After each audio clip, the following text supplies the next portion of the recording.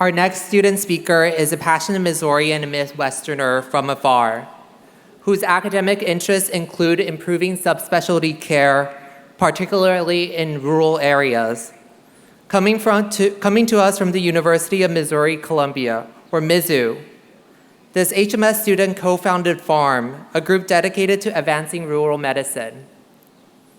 Following graduation, she is excited to begin urology residency at the Brigham and Women's Hospital. If you had the privilege like I do to know Jane, you know that she is someone who lights up any room that she walks into and reminds us of the little joys in life. She is the fierce woman surgeon that we all aspire to become. And she is the friend that's always there to listen to you. Let's welcome to the stage, Jane Kielhofner.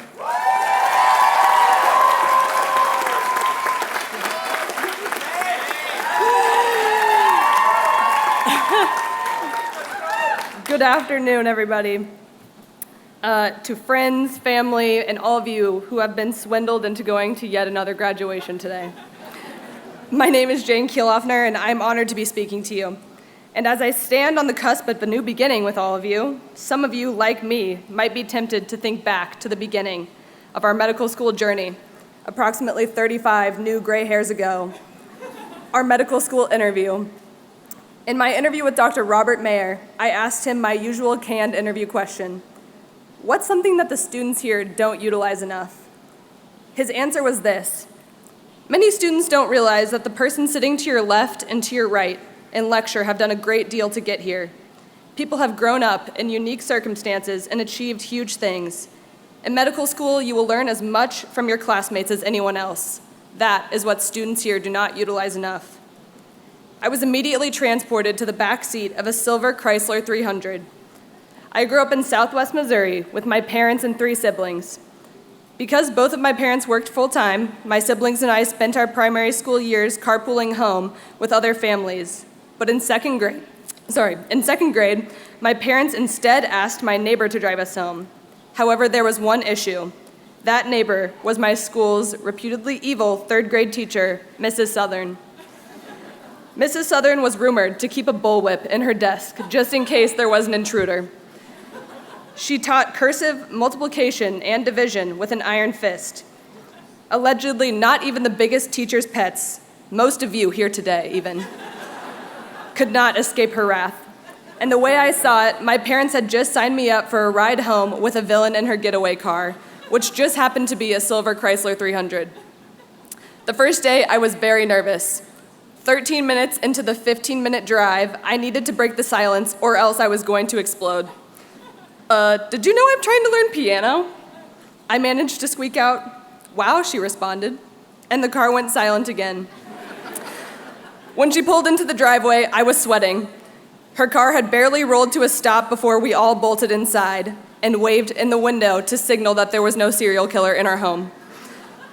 Then for the next 6 years of elementary and middle school, Mrs. Southern drove us home every day. Shockingly, our conversations transitioned from nearly 15 minutes of silence to a meaningful relationship. I learned a lot about her in those years. She would share little tidbits about her own childhood, when her kids were growing up, or what her grandkids were up to. She had survived a tornado blowing through her living room in Oklahoma. I've grown a lot since my teenage attempt at the piano, but even starting medical school, I struggled to be comfortable in long stretches of silence. Many of you probably recognize this. After so many hours on Zoom, it was exciting to actually get to talk to real-life patients in person. I had so many questions for them, so much I wanted to learn. But what I learned from watching my mentors and my peers, to whom I look up to, was that patients shared the most when their provider let them sit in silence, waiting patiently for the patient to not just share pertinent positives and negatives, but what was truly on their mind, why they were hesitant to start a medication that we perceived as incredibly safe, why they were so eager to leave the hospital when the team recommended staying. Please excuse the irony of a speech talking about silence, but this lesson on silence is one of the most important lessons I have learned from you, my classmates, not just from being on floor teams together, but because we all sat in the front seat of each other's Chrysler 300s. We learned about our classmates' hardships, their journeys to medicine, their culture and passion and families. We heard about each other's personal experiences with chronic illness, indigenous culture and healthcare, rural health disparities, being under or uninsured, facing racism and bigotry. And I will never forget these lessons as I serve my patients. I hope you won't either. We also learned some other things along the way, like how to dissect a raw chicken leg over Zoom when there is a global pandemic preventing you from being in the anatomy lab. I hope Dr. Stearns watches this. However, there was one lesson that no one could quite grasp: the difference between an anastomosis and a fistula. It was a fateful day of Zoom class in that September of 2020, and all of our brains were synchronously melting as the fifth person tried to ask a clarifying question on these concepts. We never reached a solid conclusion, even though many follow-up emails were sent. Well, a few years later, I'm here to cap off our medical school experience with one final lesson from a classmate.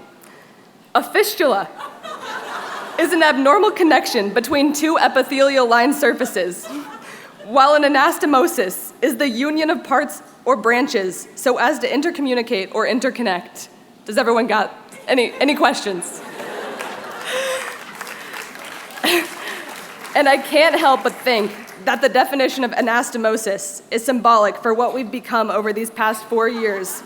While we've learned about and from one another, we've become interconnected permanently in some way, no matter how far we go from this very warm, very moist quadrangle.